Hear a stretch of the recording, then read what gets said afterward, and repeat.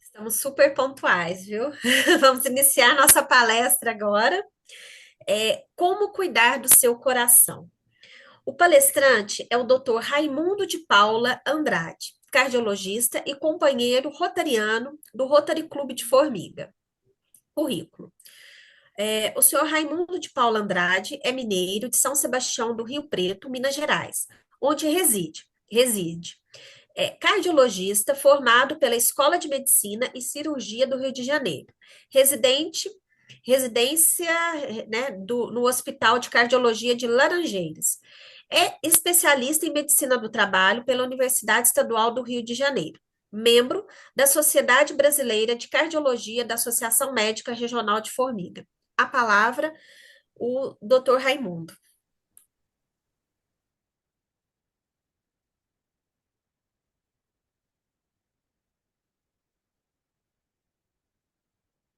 Doutor Raimundo, microfone. Acho que agora deu, né? Deu. Ouvindo?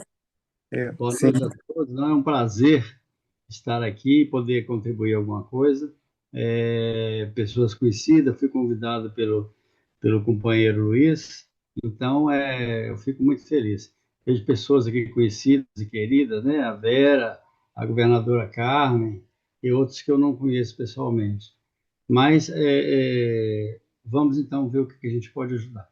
Eu vou falar um pouco e depois, porque a cardiologia, a doença cardiovascular, é muito abrangente. Certamente não teremos jeito né, de falar tudo, mas vamos então condensar e dar umas dicas do que a gente pode fazer para evitar. É uma causa mais precoce. Bom, a doença cardiovascular é a primeira causa de morte no mundo. Para você ter uma ideia, no mundo inteiro, cerca de 18 milhões de pessoas morrem por ano. Praticamente 31% do total de mortes do planeta. Então, realmente é uma coisa de assustar. Nos Estados Unidos morrem 900 milhões de pessoas por ano. E no Brasil, 400, não, 900 mil, e no Brasil, cerca de 400 mil.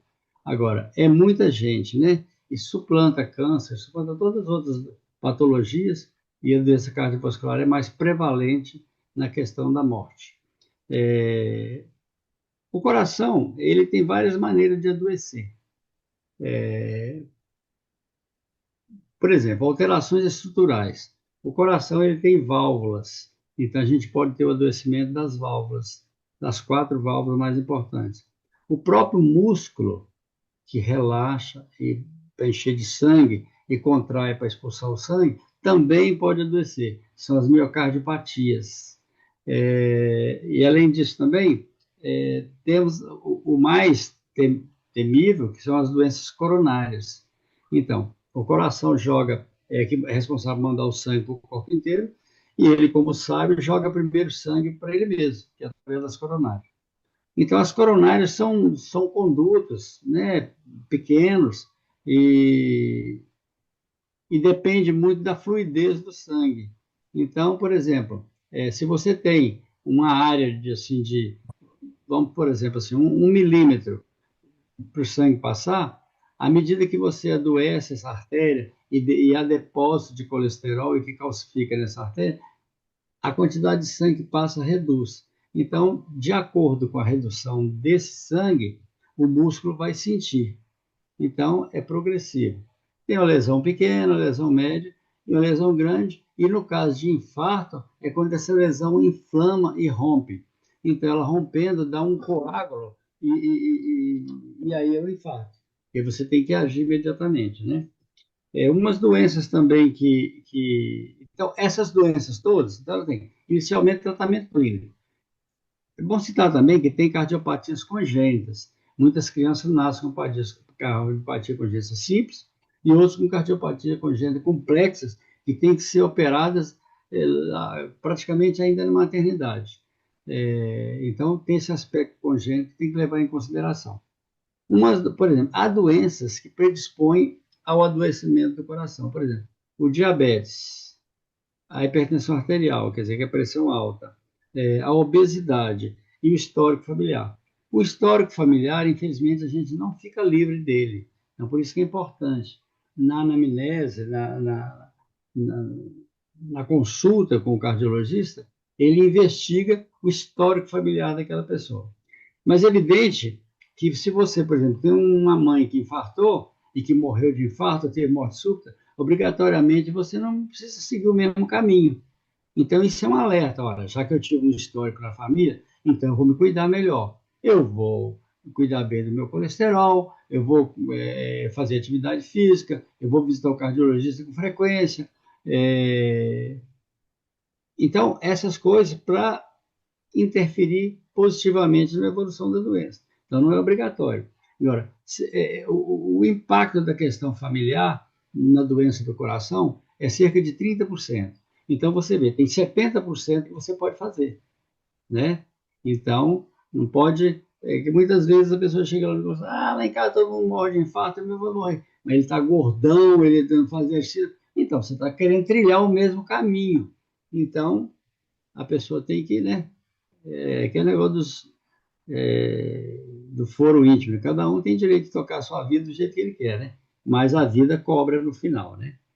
E se você, por exemplo, é diabético, então você tem que manter o seu diabetes contra a medicina, que diz o seguinte: se você quer viver muito, arranja uma doença crônica e cuida bem dela. Muitas vezes a gente vê a pessoa está a vida inteira ali no médico, então, um parente que nunca vai ao médico, não tem morte súbita. E o que está doente continua lá direitinho, tomando seus remedinhos, indo no cardiologista. Então, a pessoa tem que, né, fazer a parte dela. Outra doença também, quando eu cheguei a formiga em 1978. Tinha acabado de fazer residência no Rio e vim. O responsável por eu ter vindo para cá foi um médico maravilhoso de Piauí, que é o doutor Zé Garcia, que até eu perdi o contato dele, mas o primeiro contato que eu for Piuí, eu quero ir na casa dele. Ele que me falou, Raimundo, lá você já fez a residência, já é médico do INP, naquela época era INPS, né? Aqui não tem cardiologista na região, nem formiga. Aí ele me convenceu a vir, aí Deus abençoou que deu tudo certo. Então, o que a gente pode fazer para ajudar o paciente na condução da sua doença? Ter um acompanhamento de perto, orientar uma dieta, né, saudável. E eu sempre peço a colaboração da nutricionista e oriento exercício para ele, de acordo com cada idade, de acordo com, né, com o tipo físico da pessoa e de acordo com a doença também. Tem pacientes que não podem fazer praticamente exercício nenhum. Tem outros que já podem fazer exercício mais vigoroso. Aí surge uma questão, que a pessoa fala assim, mas fulano fez, atleta, morreu jogando bola.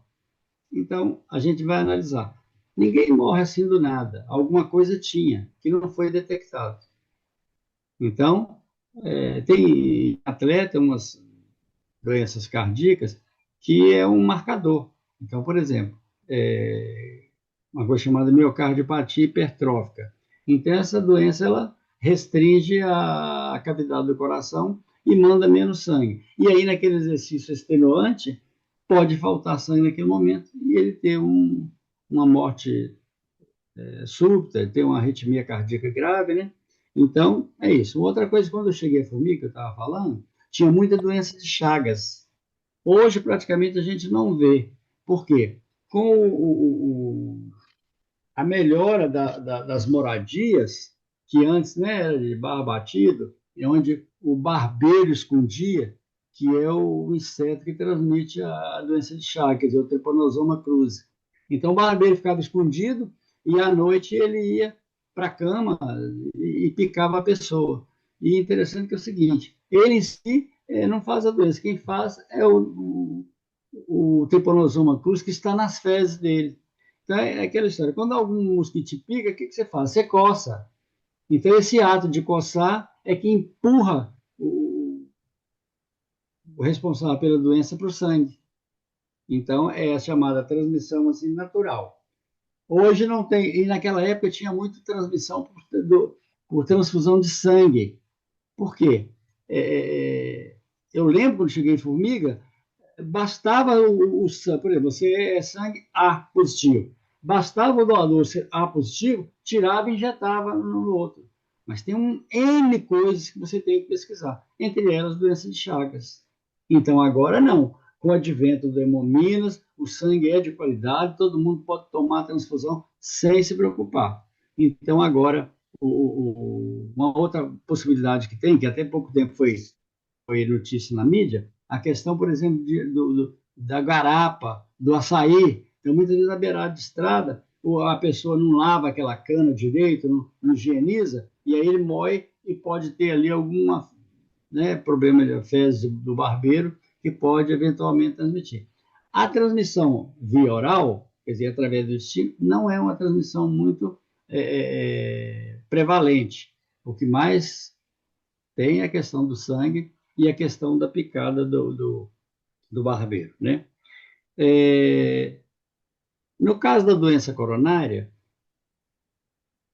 ela é progressiva, se você não cuida. Então, tem vários graus. Então, por exemplo, como é que eu posso saber se eu tenho doença coronária? Não, primeiro é o seguinte, o divisor de águas são os sintomas. Se a pessoa não sente nada e vai ao médico, a sua pressão está boa, os exames, não, tudo bem, você não precisa se preocupar. E fazer exame, pelo menos uma vez no ano, a pessoa deve fazer uma bateria de exame. Principalmente, antes a gente falava que era a partir dos 50, agora a gente já está dizendo que é a partir dos 30, porque nós temos tido muito infarto precoce, pessoas jovens que nunca tiveram nada e também nunca procurou médico por nada, e num belo dia tem morte súbita. Igual a questão, por exemplo, do aneurisma cerebral. A pessoa nasceu com aneurisma e um belo dia ele rompe. Como que vai fazer? Fazer tomografia de todo mundo? É impossível. Então você tem que ficar atento, uma dor de cabeça que não melhora, não, quase tudo. Então você tem que investigar. Dor de cabeça crônica é sinal de investigação, porque pode ser um aneurisma e vai dilatando até chegar num limite tal que ele rompe. Aí só Deus para calcular assim, o resultado depois, né? Quando você tem tempo de chegar no hospital e ser atendido e a possibilidade de abrir e clampar e pinçar o aneurisma, tudo bem, mas é muito mais complicado isso. Então tem que ficar atento aos sintomas, né? E o primeiro sinal, por exemplo, assim, de que a pessoa já tem alguma doença, comprometimento coronário, é a questão da dor no peito. A dor no peito é bastante característica, mas também tem variantes. É uma dor na zona da gravata. Tem uma dorzinha aqui, normalmente não tem nada a ver, não. Mas não pode deixar de investigar.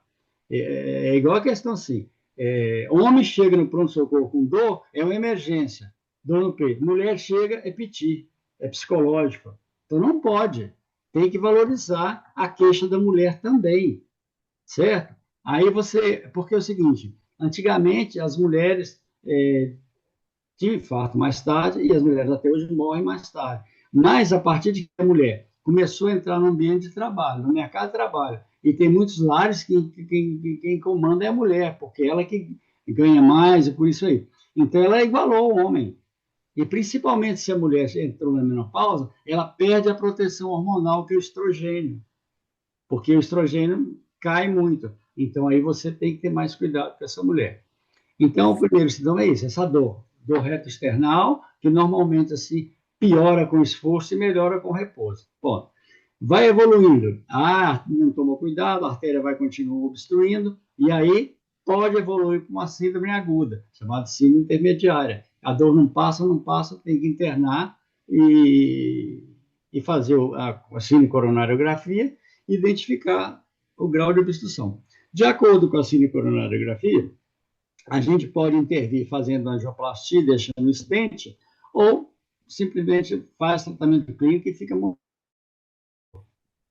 E no caso, por exemplo, extremo, é o infarto, como falei. Aquela obstrução, ela sangra e forma um coágulo. O coágulo tampou na artéria. Aí é uma emergência, tem que entrar com o catéter, passar o catéter, tira o coágulo e aí você deixa o stent. Alguns casos também, a gente faz o tratamento clínico, independente, até que faça o cateterismo, que muitas vezes você está, por exemplo, lá, vamos dizer assim, Vila Cortina, sei lá, por exemplo. Aí não vai ter. Você tem que chegar no ambiente para fazer o cateterismo em 90 minutos. Muitas vezes, que endurece, faz uma leve, lá se foi os 90 minutos. Então, quando você diagnostica o infarto, principalmente o que a gente chama de infarto supra de ST, aí você tem um medicamento que você injeta na veia da pessoa direto para ele dissolver aquele coágulo, pelo menos para voltar na obstrução, aquele remédio dissolve aquele coágulo. E aí você programa para fazer a angioplastia e colocar o stent. Então, essa é a evolução natural da doença coronária, tá certo? A hipertensão. Todo mundo tem que medir pressão. Mas não tem nada, pelo menos uma vez no ano mede a pressão. Tá bom, então a pressão sua está... Hoje, por exemplo, a Sociedade Brasileira de Cardiologia considera que a pessoa não pode ter mais de 14/9 durante o dia acordado. E à noite não pode ter mais que 12/8. Como é que a gente identifica isso? Colocando um mapa, que é o aparelhinho que faz o mapeamento, aí ele vai medir a pressão de 20 em 20 minutos. Você acordado, você dormindo. Então, aí você analisa isso e vê o que está acontecendo. E aí você entra com medicamentos.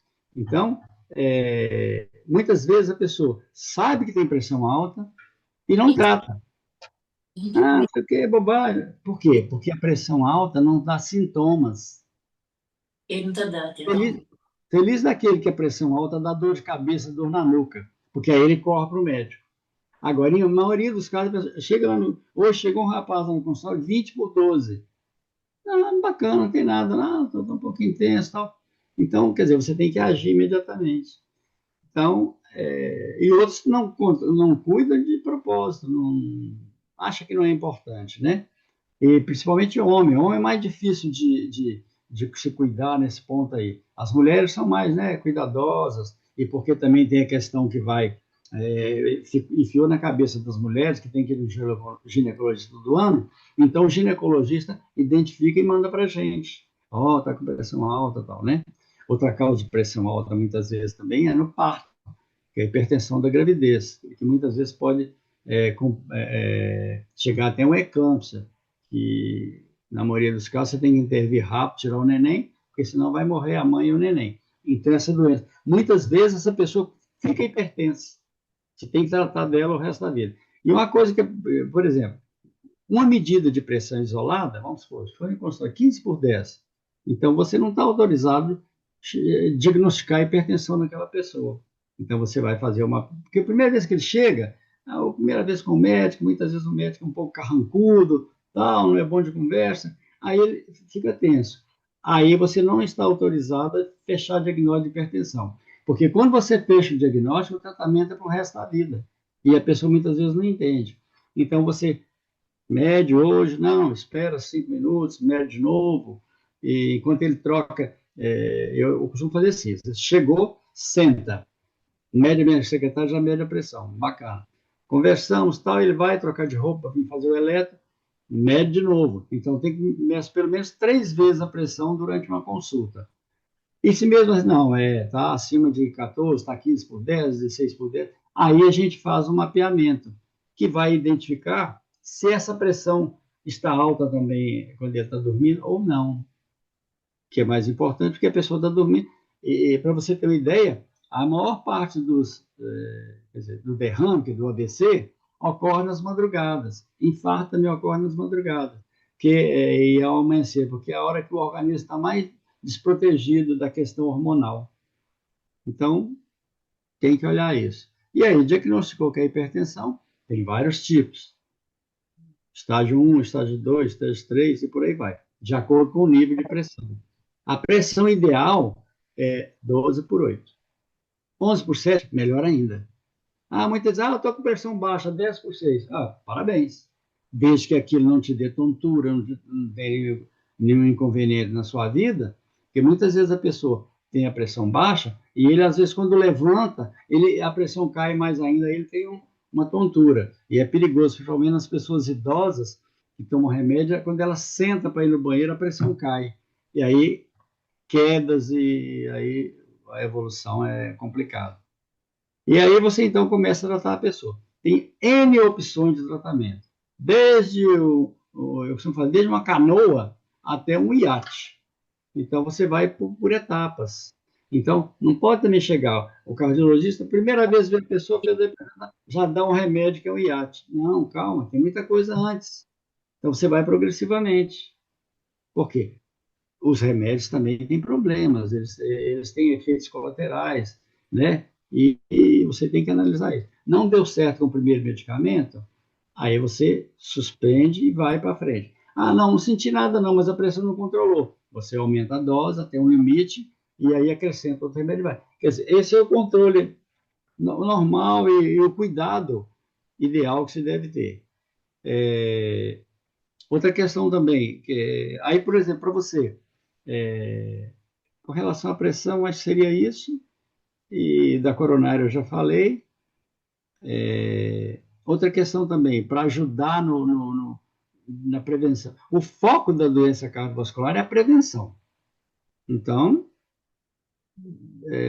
procurar andar com o peso próximo do normal, procurar ter atividade física, principalmente para a pressão arterial, para o sistema cardiovascular, o exercício mais indicado é o exercício aeróbico.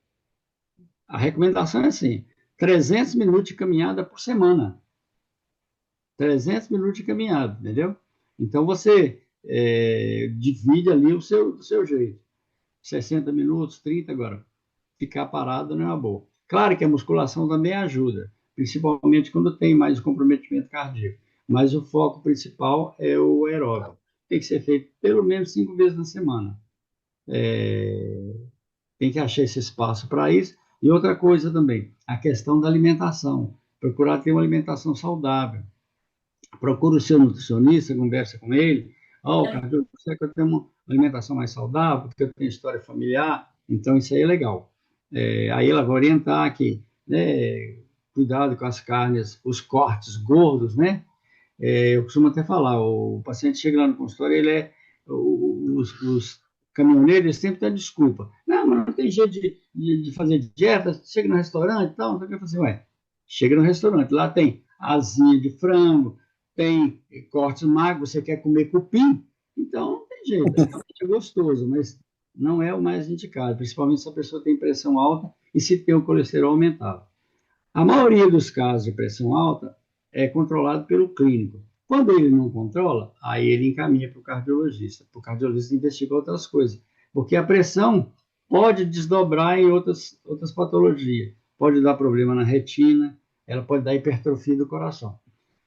Muitas vezes as pessoas acham que a pressão alta é no coração. Não é. Ela é à frente. O coração é uma bomba que recebe sangue, é igual um carneiro hidráulico, quem tem fazenda aí sabe. Recebe o sangue, contrai e manda esse sangue. Ora, essa contração tem que ter a frente, o cano na frente não pode estar entupido. Se o cano estiver muito entupido, ela vai fazer muita força. Então, por exemplo, se tiver uma pressão alta que é à frente do coração, ele tem que fazer força para mandar aquele sangue. Porque o sangue vai ter que chegar na ponta do pé de qualquer maneira. É igual ao outro, doa quem doer. Mas aí, nesse mecanismo de fazer mais forças, ele vai hipertrofiando, como se fosse um exercício. Você faz musculação, você ganha músculo, você ganha, né? E aí o coração ganha também massa. Só que essa massa que ele ganha é uma massa maléfica, é desestruturada. Não é como a hipertrofia do atleta, não é como a hipertrofia de você fazer exercício. Então, por isso que é importante a pressão estar controlada para não ter o desdobramento. E à medida que você tem essa hipertrofia ventricular esquerda, a chance de você ter um AVC aumenta, a chance de você ter um derrame também aumenta. Uma das maiores causas de AVC tem causas cardíacas, arritmias com coágulos, e a causa mais prevalente também é a hipertensão arterial. Mas muitas vezes também a pessoa nunca teve nada, mas ela chega lá com AVC. Então, tem coisas que a gente não sabe muitas vezes explicar, né? Mas acho que é mais ou menos isso. Aí, administrar o estresse. Não, estou estressado. Tá? Mas por que você está estressado? A pessoa trabalha no escritório. Não, mas trabalho. Você tem que administrar isso. Como é que faz? E muitas vezes a pessoa, né, está naquele deslanchando ainda na vida, Então, quer fazer tudo, né? Das tripas ao coração, e também, muitas vezes, a cobrança, né, do patrão é muito complicado. Então, tem até um adoecimento do trabalho, né, que a gente lida com isso, sabe? Que é a doença relacionada com o trabalho.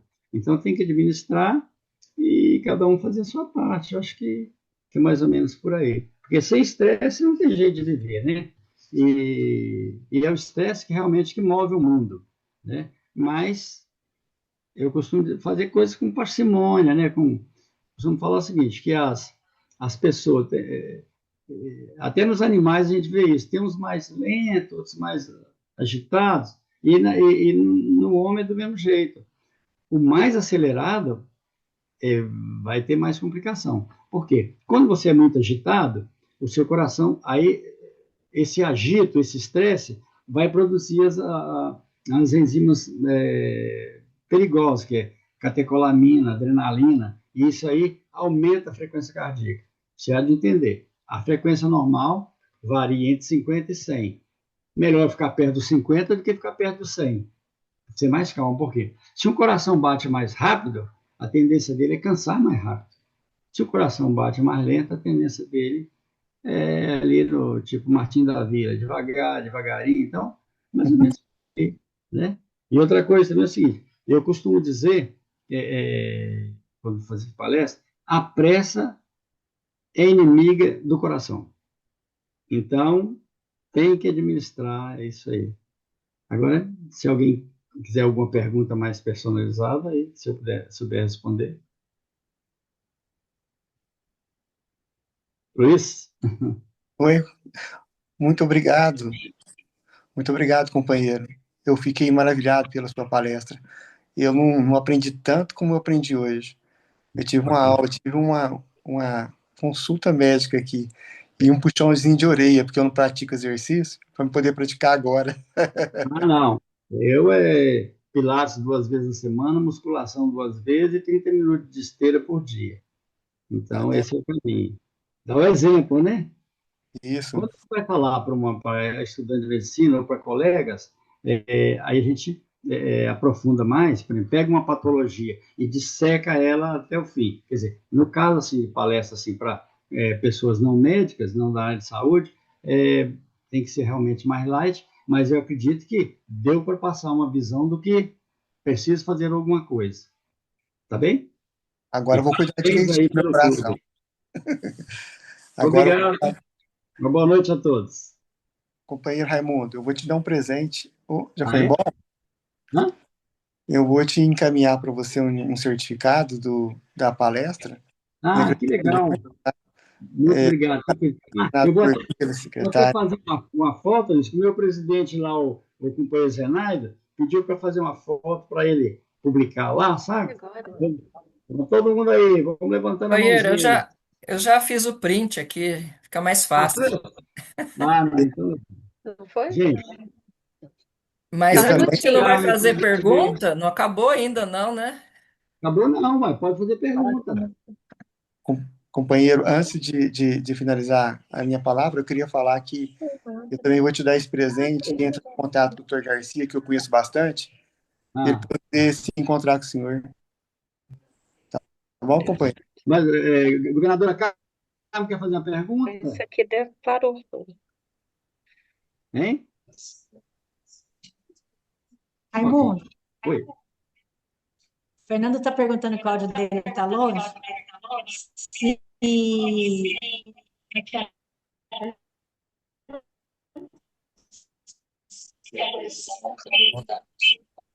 Não, não, não, não estou conseguindo decifrar.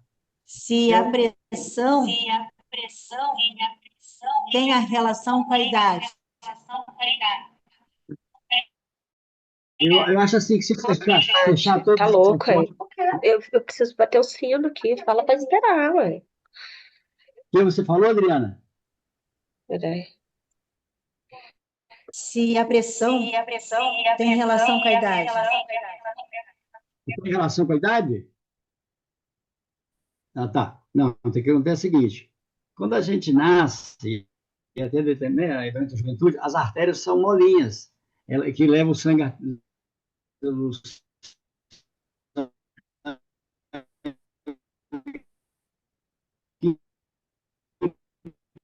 absorver e não dar impacto. À medida que a gente vai envelhecendo, as artérias vão ficando mais endurecidas.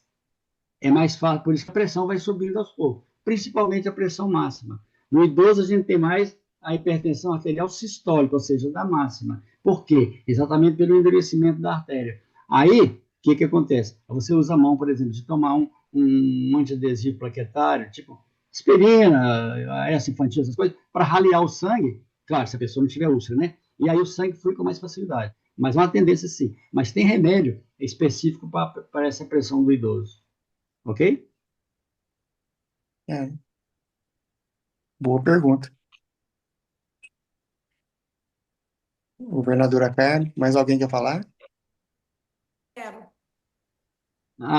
Só um minutinho, uma coisa que eu acho importante, que a pessoa fala assim, mas ele é tão novo e tem pressão alta. Não, ser jovem não é garantido não ter pressão alta, não. Só que é um outro segmento. Então, quando a gente, por exemplo, ontem atendi uma pessoa de 25 anos, hipertenso, elevado. Então, a gente tem que investigar causas da hipertensão arterial. Porque, normalmente, 90% a hipertensão arterial é chamada essencial, ou seja, não tem uma causa.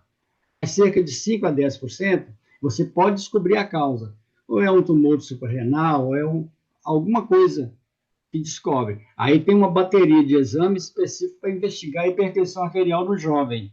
Ok? Isso é importante. Não é só chegar lá, o menino chegou lá com 16 anos, pressão 16 por 10. Não é ir dando remédio, não. Você tem que investigar a causa da hipertensão arterial no jovem. Se chegar à conclusão que não tem nada, que os exames são normais, maravilha. Aí você faz o controle da pressão com medicamentos. Só esse detalhezinho que eu acho importante. Ok? Uhum. Parabéns, Raimundo, doutor companheiro Raimundo. Muito Oi. bom as suas palavras, assim, de uma maneira simples, abrangente, que a gente entende, para falar sobre, né? Se a gente lembrar do nosso coração, né? A gente acha Ah, é incrível, né? Você ficar, às vezes, 90 anos aquele coração, tu não descansa. agora imagina quantas vezes bate um coração. Pois é, E se ele bater 50, é uma coisa. Se ele bater 100, são mais 50 vezes, imagina. Numa hora, num mês, num ano, não. pois é. Que Igual, por maravilha. exemplo, eu fui atender uma paciente, a gente encontra umas coisas assim, interessantes. Ela tem 101 anos, fui chegando na casa dela, doutor Raimundo, tal. Fui lá, olhei, ela vai fazer 102 agora em outubro. A cabeça, uma beleza. Antes de sair, ela cantou para mim a música do Padre Zezinho, abençoa o Senhor as famílias, amém, sem errar a letra. Eu falei, não, isso é uma benção, né? Esperamos que cheguemos lá também, viu? Vamos Certeza. chegar, né? doutor Raimundo, boa noite, tudo Boa bem? noite, gente. Muito obrigado. Fiquem com Deus. Não, eu quero te fazer uma pergunta. Desculpa, vai lá. É, você falou que da caminhada, da atividade física, né? No Uhum. caso, por exemplo, para o idoso. A minha mãe, ela fez uns exames e o médico, ela fazia fisioterapia, fazia pilates 3 vezes por semana. E no exame dela, deu uma estenose moderada Do osso da coronária. do ósseo da coronária, tá? Isso. Moderado. E moderado. E nós o médico tinha pedido para parar de fazer o Pilates, porque ela poderia estar cansando muito. E ele Mas eu estava fico, realmente? oi? Estava cansando? Não, normalmente ela cansa assim, ela sai do sofá ali da sala, vai para o banheiro, ela custa andar, porque ela já tem um problema na perna, ela já tem prótese na perna. Então ela É. anda muito devagar. Mas eu fico preocupada justamente porque eu sou muito ativa. Eu faço academia, faço muita coisa. E eu fico com medo justamente disso, dela ficar parada demais, né? Você acha que uma vez por semana seria possível ela fazer para ela não parar um pouco? É. O responsável pelo Pilates tem que saber do problema. Primeiro, é o seguinte: o cardiologista certamente não decidiu de fazer angioplastia, né? Que ela É tem por causa da quantos idade dela, anos? 89. É. Apesar de que a gente cada vez mais está fazendo exame em pessoas mais velhas. Mas tudo bem. Então ele decidiu não fazer. Então ele fez a medicação para tentar raliar o sangue, tentar Sim, dilatar ela aquilo até, ali. ela até mudou o medicamento, ele até Foi. mudou o medicamento dela para raliar. Sei. Quem vai aplicar o Pilates tem que saber do problema dela, para adequar o Pilates a ela. Porque o exercício súbito não é bom para a doença coronária. Sim, Então, por exemplo, levanta de uma vez, vai no banheiro, isso não é bom. Então tem que sentar na cama, esperar, fica de pé. Então, andar devagar não tem importância. Lá no Pilates, eu vejo onde eu faço Pilates, tem umas pessoas idosas também, que tem uma pessoa só que cuida delas. Então, pega, vai ali, leva. Então, assim, é uma coisa assim, direcionada para ela. Porque eu acho aham. assim, que quanto mais ficar parada, na minha avaliação, é pior. Pois é, inclusive assim, por ela ter essa dificuldade de andar, essa prótese na perna e dois pinos na outra, ela ficar muito parada, eu sou da seguinte opinião, ela tem que movimentar, É. Mas e né? aí, Por causa dos dois sentidos. a orientação do ortopedista dele, ele era por causa da prótese? Ele disse, pode, Não, sim. o ortopedista não, liberou. Disse que ela Ah, tá. tem que fazer o Pilates Agora, o que, 3 vezes por semana. que tem que fazer? A pessoa vai, ela andou um pouquinho, meio da pressão, a hora que chegar no final da caminhada, mede a pressão de novo, e a pulsação, tem aquele oxímetro que a gente usou muito na pandemia, Aham, fica sentadinha, você põe o oxímetro, lá vai marcar a saturação e marcar a frequência cardíaca. Aí ela faz 5 minutos de exercício, você verifica de novo. Ah, subiu muito? Aí você diminui o exercício. sim. Tem que ter Pois é, você tem que ter um personal, né? a minha preocupação é justamente essa, porque parou tudo. E eu não É, acho, não acho legal isso, não, sabe? né, bom. E procurar respirar. O idoso tem que respirar curtinho. Está fria. Ele tem que É, fazer fisioterapia respiratória, encher o peito, soprar a língua de sogra, soprar balão, entendeu? Porque o ar tem que entrar. O pulmão é um fole. Precisa de ar para abrir esse fole.